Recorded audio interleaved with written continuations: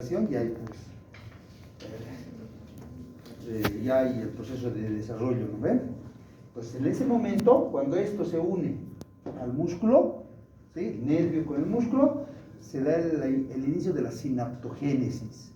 Y esto es así: viene aquí uno, puede venir aquí otro, así, otra sinapsis más, ¿sí? Así. Puede venir otra incluso aquí, otro nerviecito que se junta. Y uno dice, pero aquí hay tres. ¿A quién hace caso el músculo? Que hay tres, tiene que haber uno. Solamente tiene que haber una motoneurona con su músculo. Pero en una primera etapa hay varios. Yo aquí les estoy poniendo solamente como ejemplo tres, ¿no? Pero hay varias uniones. Y uno dice, pucha, ¿a quién hago caso? Es como si yo les dijera, les traigo aquí un docente, dos docentes, tres docentes, cuatro docentes, y yo les digo silencio, el otro les dice participen, el otro dice, y al final ¿a quién hacemos caso? Más malo, no es así. ¿Qué pasa? Ahí se da pues el principio de la función hacia el músculo. ¿Sí? El bebé empieza a hacer movimientos, el feto, entonces ese término. ¿Sí? Feo, no me gusta el feto. El nuevo producto. ¿Sí? Empieza a hacer movimientos y se empieza a diferenciar. Ahí empezamos y decimos, este músculo va a ser tónico o va a ser fásico. Entonces si va a ser fásico, porque el bebé agarra el cordón umbilical, está apretando todo el rato, va a aguantar largo rato, ¿no? Va a ser tónico, digamos, ¿no? Tónico. Entonces este no me sirve. Este no me sirve. Este tampoco me sirve. Y se queda comidito, porque la acción hace al músculo. En cambio, el bebé dentro del vientre, si fuera el músculo el párpado, dirá, este tónico no me sirve, me quedo con él fásico y lo elimino al tónico. ¿Sí? Esa etapa se llama etapa de eliminación o de corrección, se llama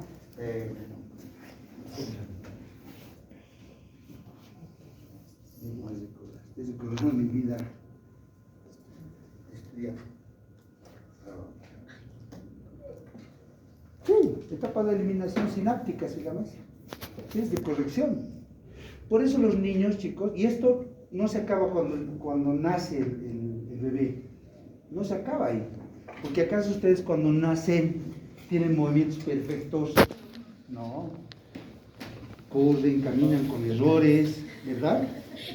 Nos tropezamos, no podemos controlar bien nuestros movimientos, le das un huevo a un bebé, ¡crack!, lo va a partir. O sea, no es perfecto, porque todavía no está definido esto, ¿sí? Se va a ir definiendo conforme vaya desarrollando, se va perfeccionando, se va llevando a cabo esa eliminación sináptica, esa etapa de eliminación sináptica, se va eliminando, ¿sí? Hasta quedarnos con el correcto, con el que va a ser. Por eso a partir de los 9, 10 años, ya pues un niño puede tener movimientos más precisos, más exactos, le das un huevo ya puede agarrar, le das un bolígrafo ya puede tal vez coordinar mucho mejor, porque ya tiene definido algo. Pues alguien decía, ¿no? Oh, en el colegio de mi hijita, pues ya capos, ya les hacen saltar con un piecito. Ojo, porque estás haciendo algo antinatural, antifisiológico. No porque amanezcas más temprano vas a generar más trabajo, ¿no ven? Ojo con eso, todo tiene su tiempo, todo tiene su tiempo. Bueno, solamente eso para complementar. Ahora, ¿qué pasa cuando el nervio se une al músculo? Nosotros, cuando no hay unión todavía, cuando no se ha llevado a cabo la sinaptogénesis, los receptores nicotínicos del músculo están dispersos, así. Así. Estos son receptores nicotínicos. Son los responsables de la apertura de los canales del ion calcio, ¿sí? Para que se produzca el fenómeno de puentes cruzados y de contracción muscular. ¿No? ¿Qué sucede cuando empieza a haber flujo de electrones por este nervio? Cuando hay contacto, los electrones van a generarse así, ¿no? Cargas eléctricas. Se genera un campo electrostático aquí, alrededor del punto de unión, y los receptores nicotínicos dejan de estar dispersos y se conglomeran junto al punto de unión, o sea, aquí. Bueno, y eso va a permanecer durante toda la vida, así, conglomerado. Entonces la carga eléctrica llega a este punto, los canales o receptores nicotínicos se abren y se da el fenómeno de puentes cruzados y este músculo puede contraerse voluntariamente, ¿verdad? ¿Qué es lo que pasa cuando hay un proceso de sección en el nervio? Las cargas eléctricas, no siempre sección, puede ser una neuropraxia, una disfunción, le pongamos, ¿sí? Porque sección ya hemos dicho que es una agresión muy severa, una lesión que impida que haya cargas eléctricas acá. El resultado va a ser que estos receptores nicotínicos se dispersen y luego genera un tiempo, un proceso, volver a hacer que se conglomeren y volver, retrasa todo el proceso fisiológico. Entonces, ¿qué es lo que hacemos nosotros con la electroestimulación? Generamos aquí estimulación eléctrica externa, si quieren ustedes, y evitamos que estos receptores nicotínicos se diseminen o se dispersen, se mantengan en el punto hasta que la carga eléctrica voluntaria vuelva a generarse, ¿no? Cuando ya hay carga eléctrica voluntaria, esto va a estar listo ahí para funcionar. Y nosotros suspendemos la estimulación eléctrica externa. A eso se refiere con el hecho de decir mantenemos apto al músculo hasta la etapa de reinervación. Lo decimos así, ¿no? Como una mascarita, pero esto es todo lo fisiológico, es lo que va a pasar, ¿ya? Entonces, eso es lo que es el objetivo primordial de la electroestimulación. ¿Se entendió? ¿Sí? Y esto se busca siempre desde siempre, ¿no? Desde que nace siempre tiene que pasar esto, tenemos que mantener esto. Hay algunas personas que piensan simplemente que nosotros hacemos electroestimulación para evitar que las fibras se atrofien, ¿no? Para que se mantenga el trofismo de un músculo. No es así, no solamente es eso, sino que estamos viendo que histopatológicamente hablando hay muchos más trastornos que se pueden evitar con la corriente eléctrica. No es simplemente generar fuerza, no es solamente eso, sino que hay reacciones químicas que sí nos ayudan a la corriente eléctrica. Y eso va a fundamentar y eso va a justificar lo que ustedes están haciendo. ¿Ya? Ok.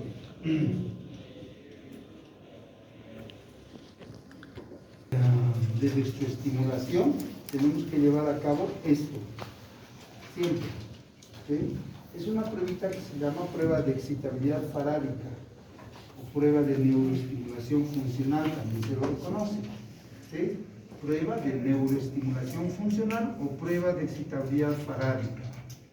¿Por qué se llama esta prueba así? Porque la corriente que vamos a utilizar para esta prueba es la corriente neofarádica, que tiene estas características.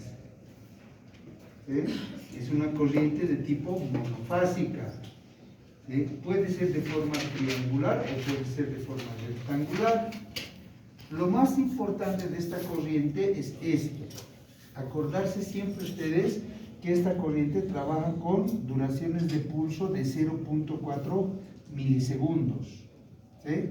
Y una pausa de 20 milisegundos. ¿Por qué se utiliza esta duración de pulso? Si analizamos nosotros la duración de pulso de 0.4 milisegundos es pues chiquito. ¿Por qué creen que utilizamos eso? Si no estoy mal, era para no generar una contracción o como tal, digamos, porque si es mayor, sí vamos a generar una contracción, pero el pulso siempre va a ser menor solamente para ver si realmente está, digamos, yo que sé, sintiendo algo, pero básicamente no va a sentir nada, porque es 0.4. Ya. ¿Qué estimulación se ve? Sí, básicamente es la estimulación para observar una contracción muscular. O sea, aquí tenemos, para esta prueba, tenemos que observar una contracción muscular, pero tiene que ser apenas visible, o sea, mínimo.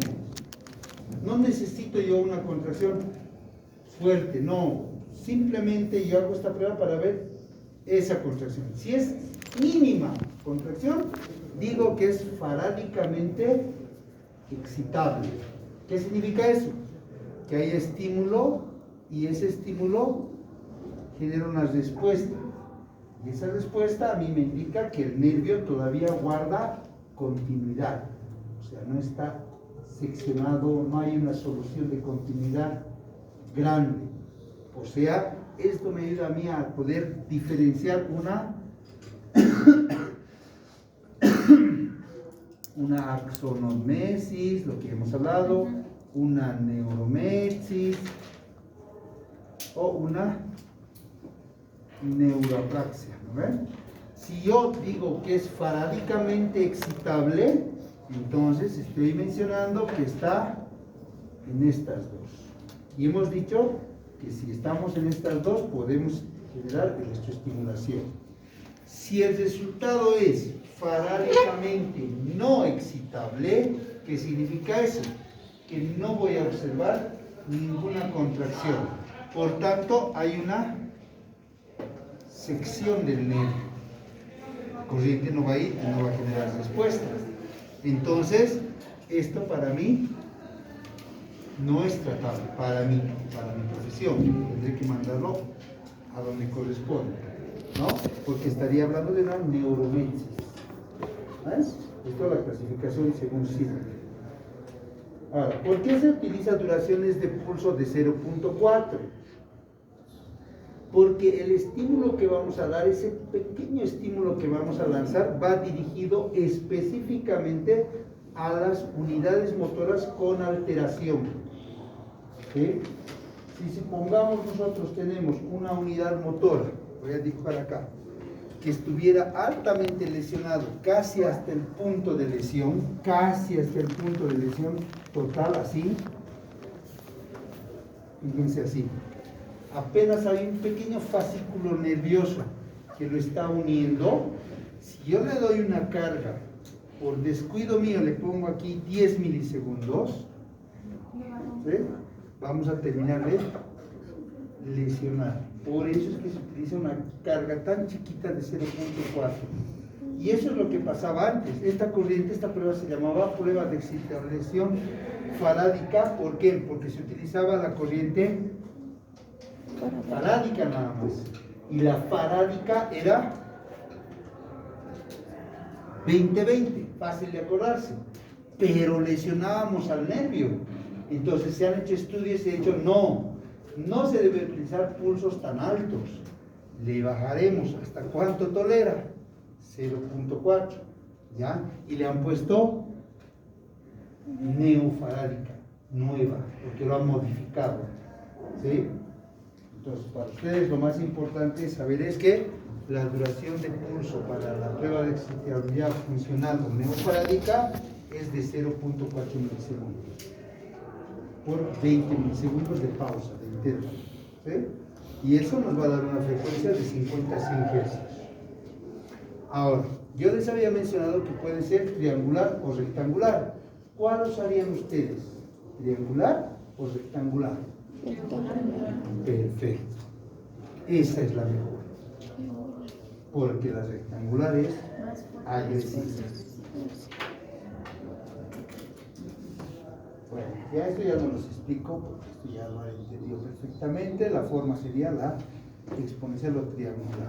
Esta era la primera que se utilizaba, de 10 o de 1 milisegundo, pero era muy fuerte el pulso. Entonces esto lo bajamos a 0.4 milisegundos. ¿Ya? Y aquí dice, ¿no? Prueba de excitabilidad farádica. También se puede utilizar para pruebas de reacciones miotónicas o miasténicas.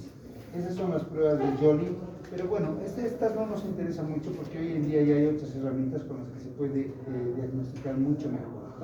¿Ya? Para nosotros esto es lo que nos importa. Otra corriente que se utiliza para la electroestimulación o por el proceso de estimulación neuromuscular es la galvánica pulsátil. Y como su nombre lo dice, es una derivada de la corriente galvánica, pero presenta pulsos.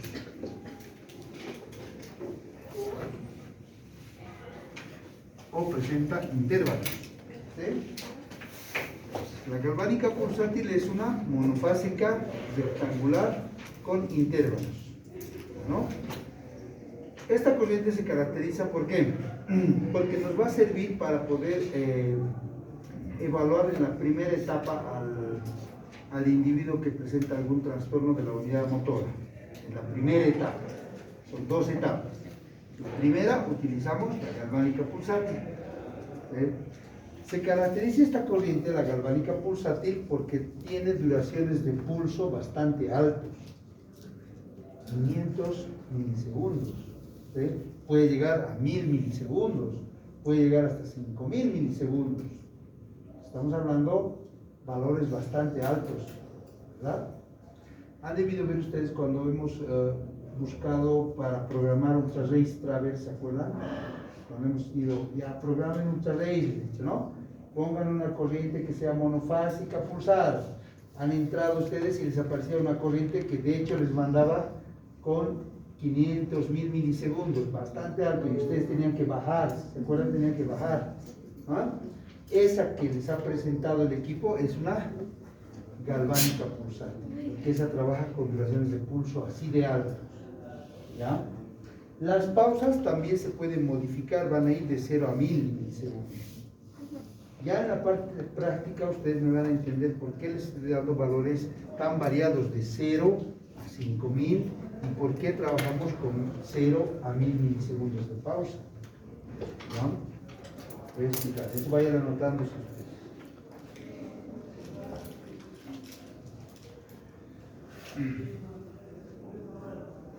Han visto que la galvánica pulsátil es una corriente, esta es una corriente en la cual hay que respetar siempre también la polaridad, ¿no? O sea, se respeta la polaridad, positivo proximal, negativo distal para analgesia, positivo distal y negativo proximal para estimulación. En este caso, siempre que trabajemos con una galvánica pulsátil, vamos a trabajar con el negativo proximal. ¿Sí? El cátodo va a estar proximal. Me voy a saltar la corriente estimulante tipo TENS porque esta es una bifásica y todavía no estamos viendo bifásicas. ¿Sí? Esta me salto. Esta me salto. Se usa también porque todavía es bifásica. Esta lo van a aprender. Esta sí. Esta es corriente exponencial. ¿Sí?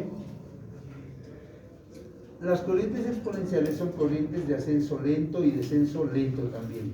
¿Sí? Son las corrientes destinadas al trabajo con procesos de patología, sea neuromesis o sea axonomesis. ¿Sí?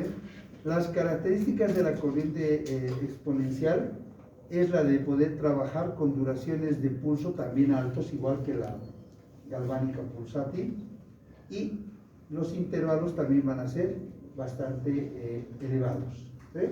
Fíjense ustedes las características físicas de las corrientes. El pulso es de 0 a 1000 o de 50 a 1000 y los intervalos son de 1000 a 5000 milisegundos. Son bastante altos en comparación de todo lo que hemos visto, ¿no? Ustedes han visto ultra-race traver, era duración de pulso 1 milisegundo, pausa era 6 milisegundos. Ahora compare, miren, esta nos está diciendo que va a trabajar con 50 hasta 1000 milisegundos y las pausas van a ser de 1000 a 5000, estamos hablando casi a de segundos, ¿no? Aquí podemos decir 500 milisegundos, ¿cuánto es? Medio, ¿se da cuenta? O sea, hay diferencias grandes en las duraciones de pulso. Vamos a saltarnos el respirito, esto es importante. Ahora, corrientes exponenciales, acuérdense esto, no se utiliza para músculos o unidades motoras sanas, no. Estas son las que están específicamente diseñadas para este proceso. ¿Sí? Las corrientes exponenciales son aquellas corrientes que se van a utilizar para la segunda etapa de la electroestimulación. Para la primera etapa, ¿cuál era? Galvánica pulsátil.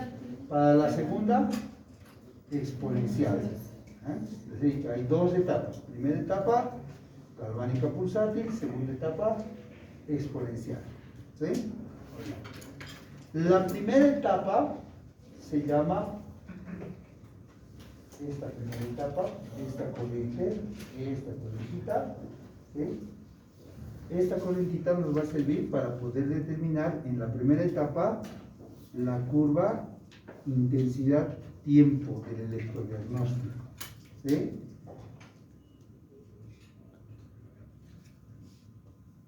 Curva intensidad-tiempo. Y en la segunda etapa, en la segunda etapa se va a utilizar para la obtención de la curva adaptación-tiempo esta corriente.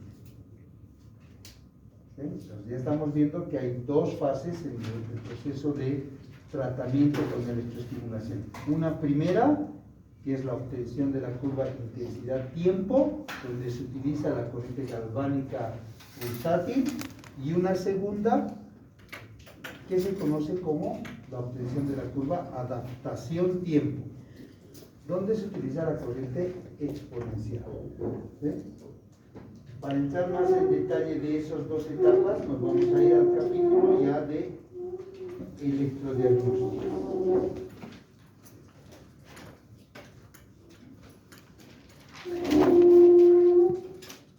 Entonces, ustedes ahí en sus cuadernitos estamos ordenando.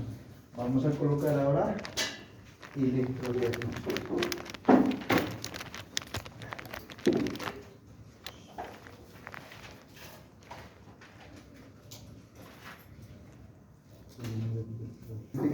Esta diapositiva que nos habla que en el área de salud nosotros tenemos tres formas de diagnosticar el comportamiento de la unidad motora, ¿sí? Dos de estas son nuestra competencia, o sea, es intuición del fisioterapeuta, y una no lo es, ¿sí? Esta que se conoce como un electrodiagnóstico por estímulo detección, que ustedes lo han debido escuchar, se conoce con el nombre de electromiografía. ¿Sí? Esta, por ejemplo, no es nuestra competencia porque son pruebas médicas, donde se introduce una agujita, se colocan electrodos y se ve cuánto tiempo tarda en conducir el nervio hasta el músculo. Y se da un diagnóstico y se dice, ¿no? Esta unidad motora está con esta alteración, tanto de potencial, etc., ¿no? Por eso dice en esta diapositiva, no es nuestra competencia, ¿sí? Pero es importante entender que es una prueba en salud que se utiliza por estímulo de detección, ¿ya?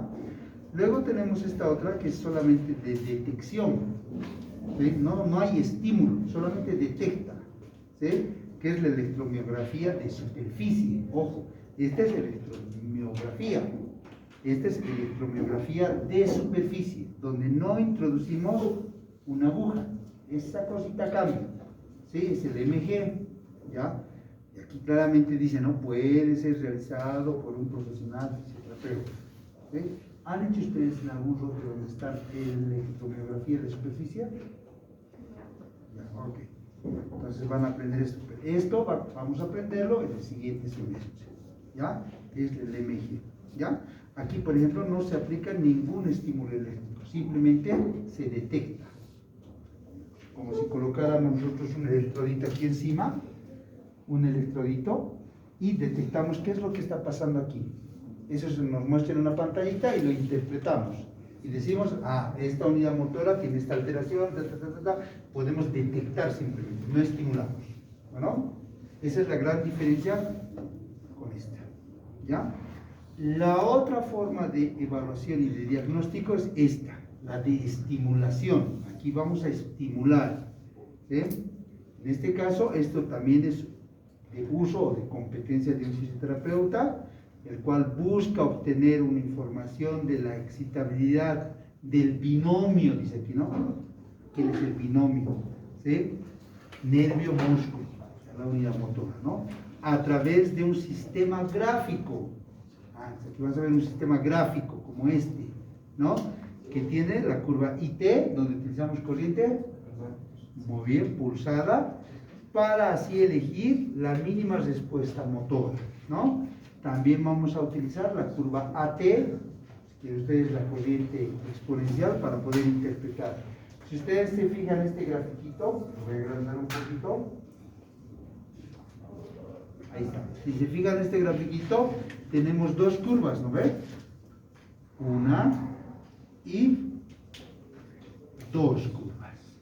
Ahí están, dos curvas. La primera curva, que sería esta, se la obtiene, o perdón, se la denomina curva IT y se la obtiene con la galvánica pulsada. La segunda es la curva adaptación tiempo y se la utiliza o se la obtiene, perdón, con la exponencial. Y eso es lo que están viendo acá. ¿Sí? Entonces, de eso vamos a hablar ahora. ¿Sí? ¿Cómo es el procedimiento? Ahora, este electrodiagnóstico de estimulación nos sirve ¿para qué?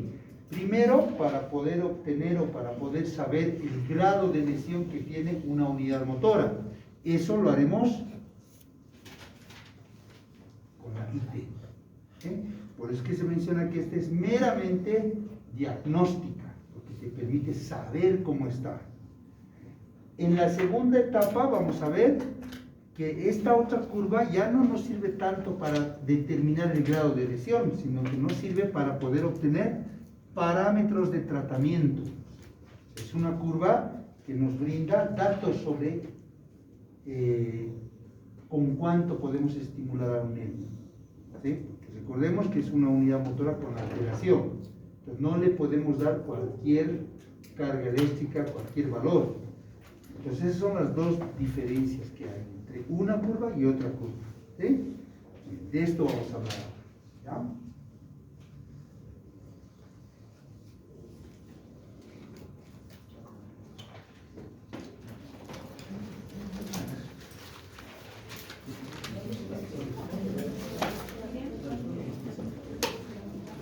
Ok.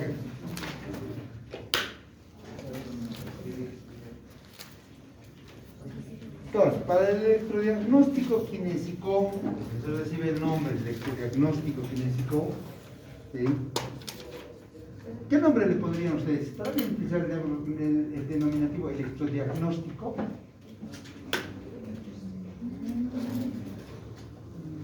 ¿O podríamos complementar? ¿Solamente nos dará parámetros de diagnóstico? No, también nos da parámetros de tratamiento. Entonces, ¿el término electrodiagnóstico será el más adecuado? No. Deberíamos darle un nombre que también describa que este procedimiento nos da parámetros de tratamiento. ¿Sí? Pero convencionalmente se habla del electrodiagnóstico rutinario, así se lo conoce. ¿Sí? Pero ustedes tienen que entender que este procedimiento no solamente es de diagnóstico, también es de tratamiento. Es un pasito antes del tratamiento. ¿Sí? No deberíamos nosotros estimular a un paciente con lesión si no hacemos esto previamente. Porque este procedimiento, chicos, nos garantiza que no vamos a lesionar más al paciente, que no vamos a dejar secuelas con la corriente. Si no hacemos esto, el resultado de nuestra estimulación puede tener consecuencias, ¿no? Muy bien. Antes de eso, ¿qué técnicas se utilizan en el electrodiagnóstico rutinario? ¿Qué técnicas se utilizan? Fíjense la imagen. ¿Qué técnica se utiliza? Era la de... ¿Bipolar o monopolar? Están viendo uno grande y uno chiquito. Están viendo en cara. Si fuera músculo, yo les podría haber puesto una mano, un pie, lo que sea, igual va a ser uno grande, uno chiquito. Siempre en nuestra estimulación, uno grande, uno chiquito. Monopolar. ¿Bueno?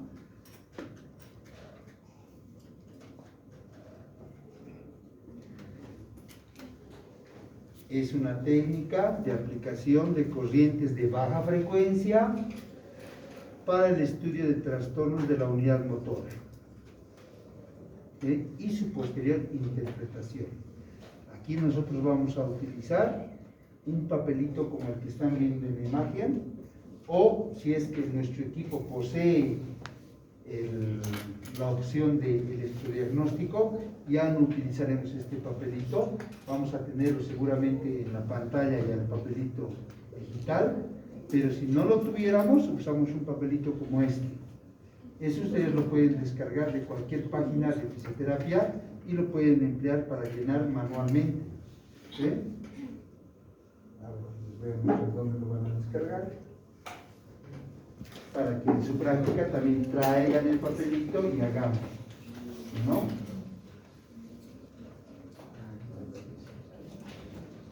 Agarran, colocan aquí.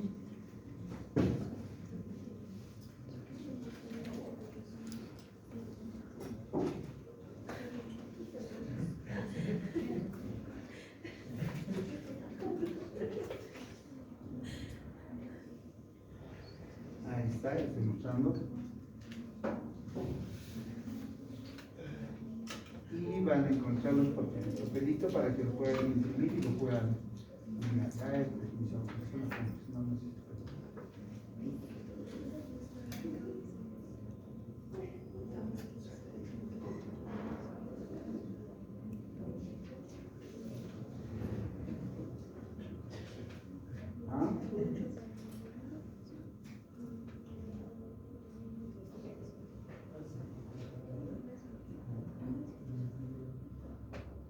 Fíjense, cuando ustedes colocan el electrodiagnóstico les sale de todo lado, ¿no ven? Y nosotros vamos a colocar el electrodiagnóstico, hoja logarítmica. Aquí está. Fíjense, aquí está la hojita logarítmica. Esta, por ejemplo, ¿no ven? Estaba limpiecita, está vacía la hojita. Lo voy a agrandar para que puedan. Ahí está. Curva AT, dice acá. Miren, aquí están las curvas IT y las curvas AT. Bueno, aquí está curva IT, intensidad tiempo, curva AT, adaptación tiempo. Si yo voy a hacer la curva IT, que es la primera, este es el paso 1, pues está arriba. Entonces entro acá, ustedes quieren repasar, les da las partes, ¿no? ¿Qué partes? ¿Qué es lo que vamos a hablar? Todo esto vamos a hablar ahora. ¿Sí? Les muestra videitos cómo pueden hacer, todo, ¿no? Las hojitas, vamos a ver las hojitas. Ahí te las voy a mostrar.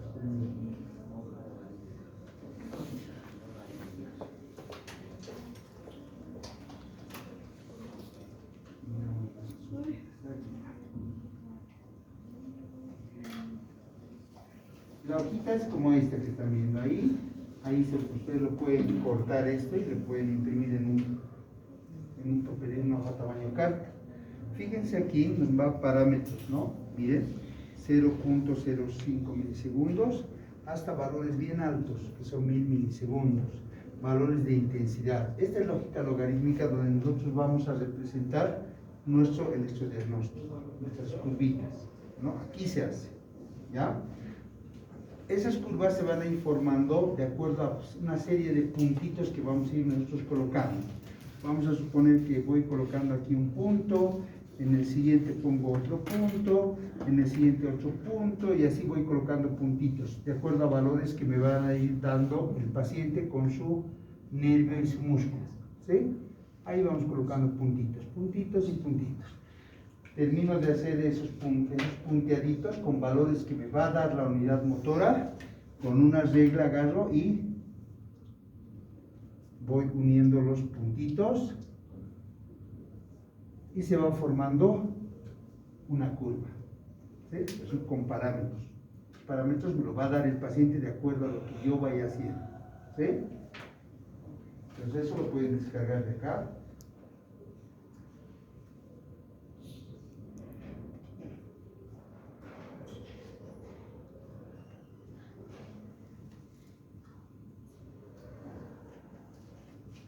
¿Sí?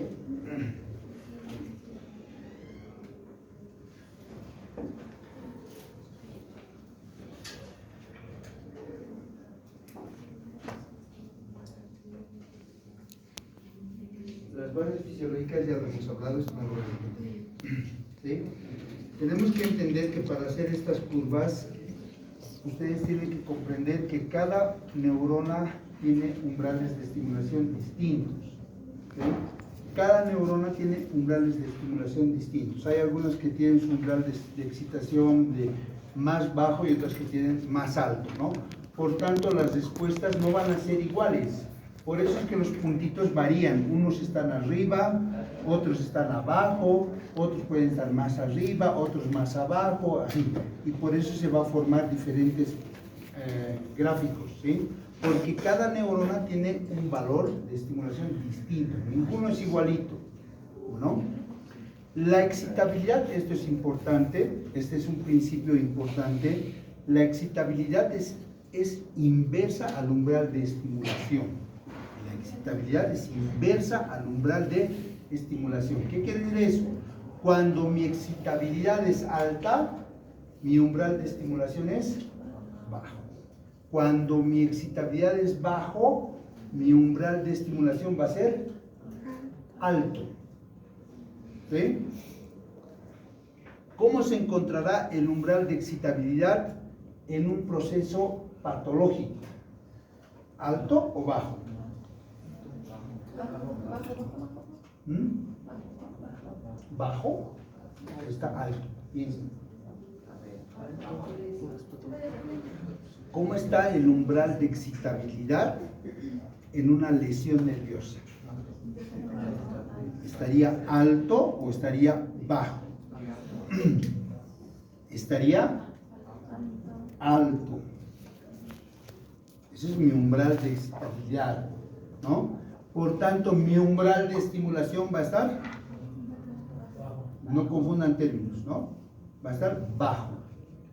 Una cosa es umbral de excitabilidad o excitabilidad y umbral de estimulación.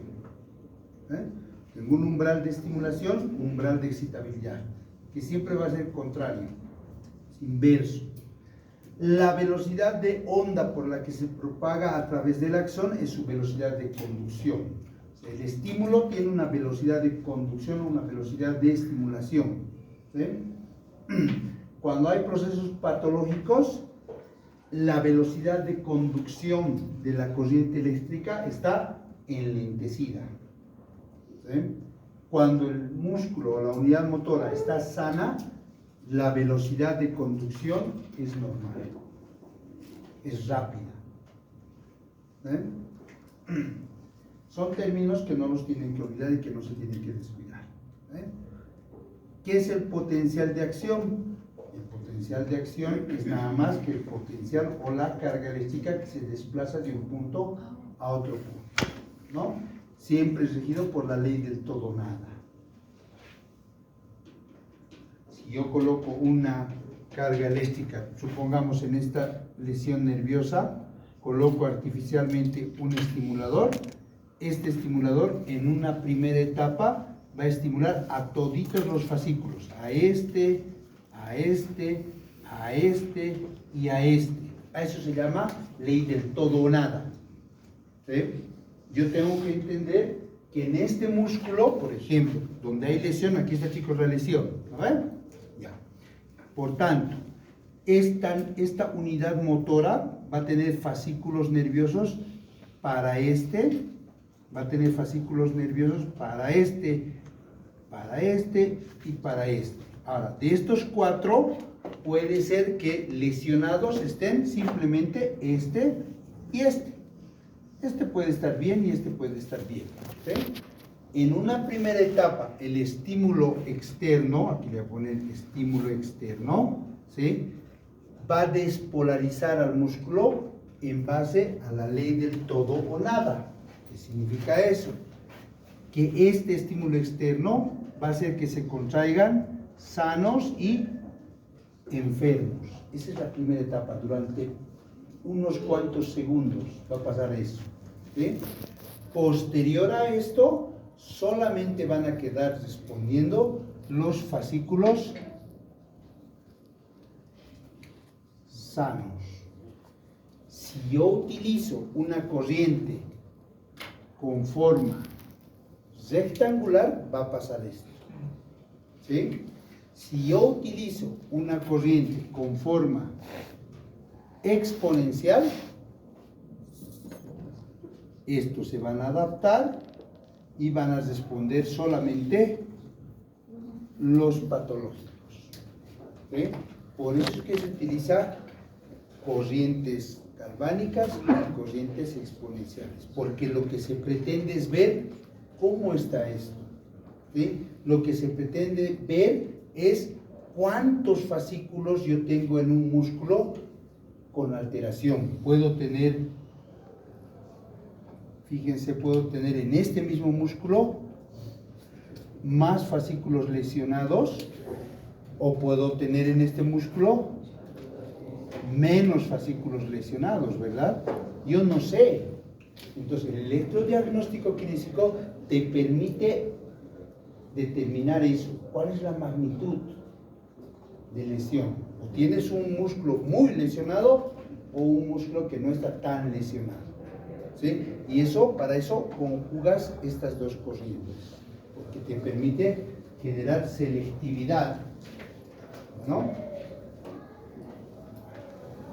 Esto no lo vas a leer porque esto es un mencionado de Rodríguez Martínez. Aquí está, marrón y directo al grano. ¿Qué es esto? El electrodiagnóstico. Vamos a analizar primero la curva intensidad-tiempo, para la cual ustedes ya saben que nosotros utilizamos una galvánica pulsátil. Esta curva básicamente hace una relación entre la intensidad y la duración del pulso. ¿Ven? Vamos a relacionar esto. ¿Ven? En el papel logarítmico ustedes van a encontrar dispuestos en el eje de las verticales valores de intensidad, que va desde lo mínimo, desde 0 hasta 50. ¿Sí? Este es el eje de las ordenadas, o eje vertical, si quieren, ustedes le llaman. Ordenadas, están las intensidades siempre. Por eso está aquí en miliamperios. ¿Sí? Y en el eje de las abscisas, o el eje horizontal, si quieren ustedes, están las duraciones de pulso. Por eso está siempre esto en milisegundos. ¿Sí? Siempre va a estar en milisegundos. Esto representa los tiempos, pulsos, y esto las intensidades. ¿Sí? El electrodiagnóstico, en su primera etapa, en la curva IT, ¿sí?, nos va a brindar parámetros de diagnóstico solamente, no de tratamiento. Esto nos permite saber cuán lastimado puede estar una unidad motora. Muy lastimado, pobremente lastimado, ¿sí? No decimos totalmente. ¿Por qué? Porque recuerden ustedes que tenemos una pruebita que es la de con la neofarádica. Si estuviera totalmente lesionado, entonces ya no hacemos esto, porque ya no tiene sentido que hagamos esto, ¿verdad? En este caso estamos suponiendo que estamos frente a una neuroaxonomesis y una neuropraxia, ¿no? En condiciones normales, la forma de la curva IT es esta, fíjense, es esta, la forma, solamente la forma, fíjense, es así. Es una parte donde vamos a tener, esto por si acaso se ha ido formando por la unión de puntos, ¿no? Hemos dicho que van a tener puntitos. Aquí tenemos puntitos que se han ido uniendo.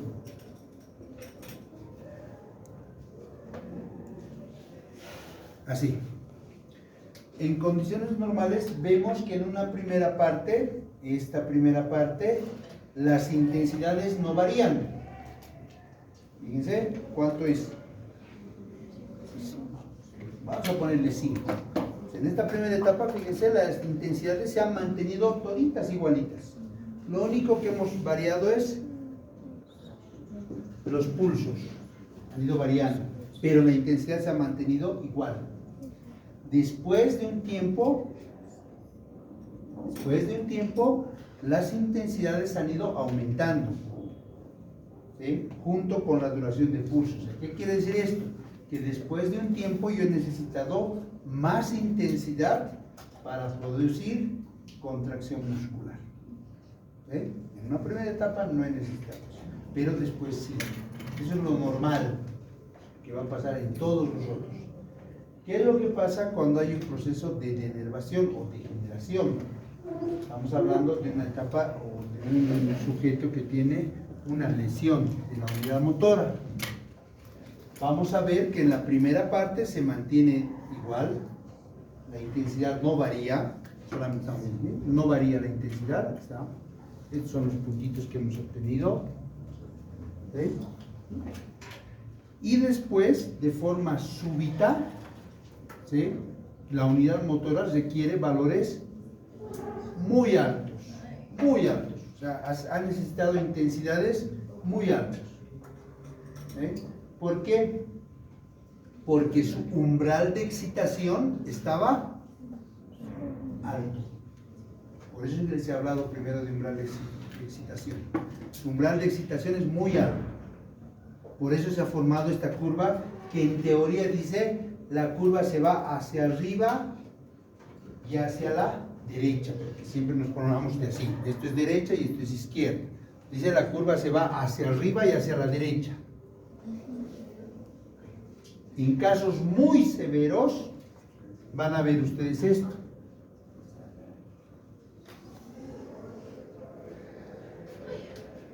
¿Qué les dice esto? Miren qué le está diciendo aquí.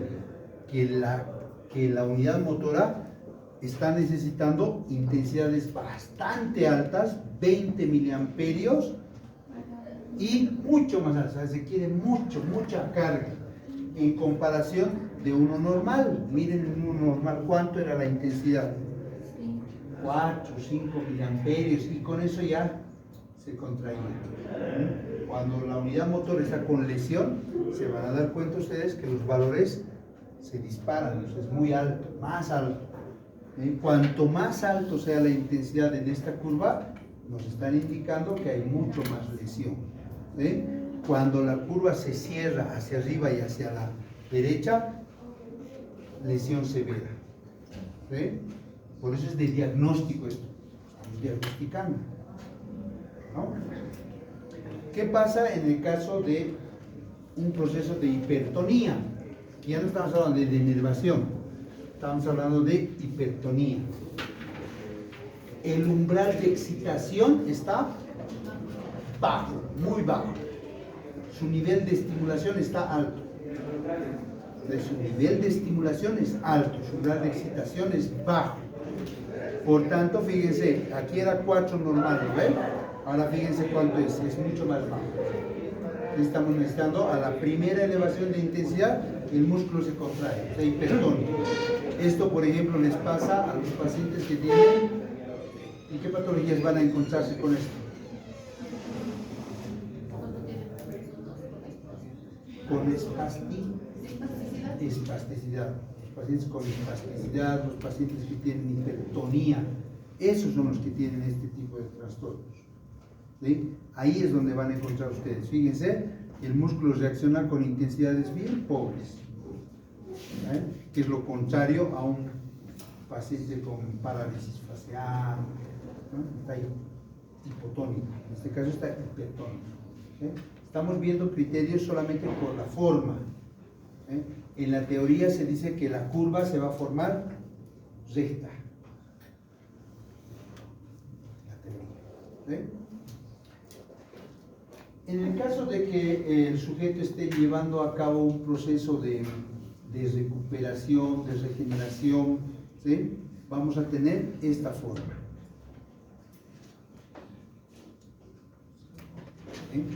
¿Cómo es la forma? Es una forma escalonada, como de gradas. Este, por ejemplo, es una gráfica que nos muestra un proceso de recuperación favorable para el paciente.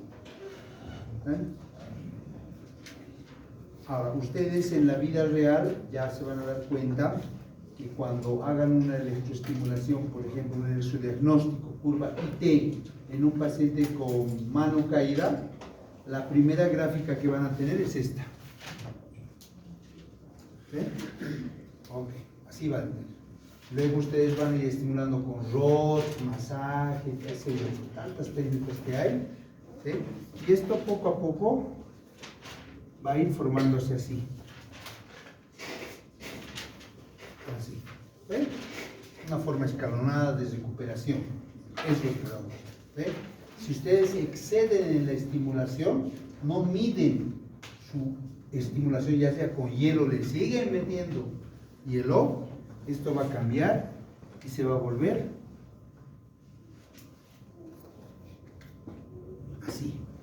Se han pasado de la hipoexcitabilidad a la hiperexcitabilidad.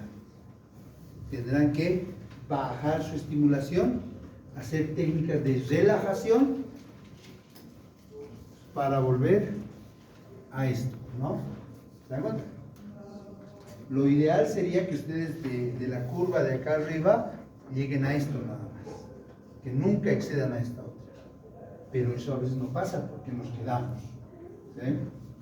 Si ustedes, por ejemplo, están en esta etapa, encuentran a su paciente con esta gráfica, así, con criterios para esta gráfica, hacen electroterapia. Ahora los va a decir, ya no con hielo, con electricidad. ¿Sí? Estimulan, estimulan, estimulan. Va a haber un momento en el que van a llegar a lo normal, que sería esto. ¿Sí? Pero si siguen ustedes estimulando, pese a que el paciente ya puede mover voluntariamente, aunque sea mínimo, ya puede mover, pero siguen estimulando, van a pasar de esto a esto. Y el resultado va a ser que el paciente va a venir ya con sus incinesias. ¿Vale? Así ya les va a ver su paciente. Y ya están aquí. ¿Qué tienen que hacer? Volver aquí. ¿Seguirán poniendo electricidad? ¿Seguirán haciendo masajes de... ¿Seguirán haciendo eso? Eso es estimulante, ojo. Eso ya han debido llevar con el de Río, ¿no? Eso es estiramientos fásicos. ¿Sí? Todo lo que es... Poner el masajeador en la cara, eso es estimular. Eso les va a llevar más a esto. ¿Qué tendrán que hacer con ese paciente para llegar a esto? ¿Qué tendrán que hacer? ¿Cómo llegar? Ya no hablen de esto. Puede ser, chicos. Lo que está subiendo, o sea, bajarlo. No, claro, ya han llegado aquí, ustedes ya. En esta primera etapa, está bien esto, ¿no? En la carita del paciente o en su manito, ya, para no solamente a cara, porque a veces me dicen todo en cara, ya vamos a mano caída, digamos, en mano caída. Esto. ¿Para qué hacemos esto? Para estimular. Esto estimula, ¿no? Para que ella levante, agarro mi hielo y levante, ¿no? Es estimular. Pero si me he pasado y su paciente ya está así, Hay que excitar. no, sí, Ya necesitando. está excitando ahí. ¿Tienes qué? Relajar. ¿Y cómo relajas? Ahora ya vamos con cómo relajas. Yo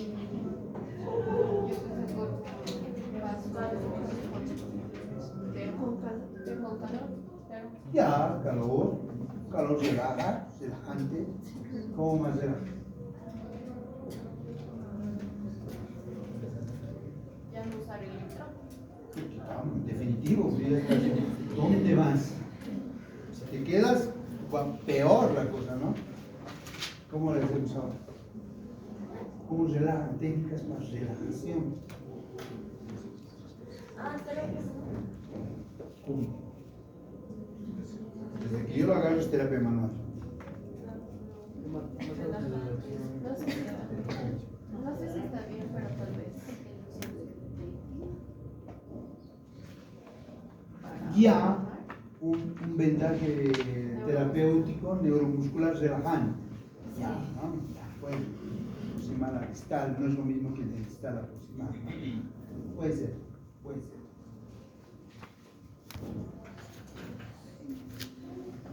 ¿Qué más hacemos? Pues si antes nuestro masaje era así, ¿qué tal es este masaje? ¿Este es lo mismo? ¿Este qué será? ¿Qué masaje es? ¿Qué tipo de masaje es este cuando le haces así? Ay, me estás relajando, dice, ¿no? Me estás calmando. Ese lento, profundo, ese es relajando, ese baja el tono. Entonces harán masajes relajantes. Si antes a su paciente en la cara entraban y les golpeaban, ahora ya no harán eso, harán amasamientos en forma de ese itálica, lo que les han enseñado, pues, ¿no ves? Fricciones, relaja, pues, eso, chicos, ¿no ves? Porque lo que estás buscando ahí es volver a esto, ¿no ves? ¿Qué más harán? ¿Qué más relaja?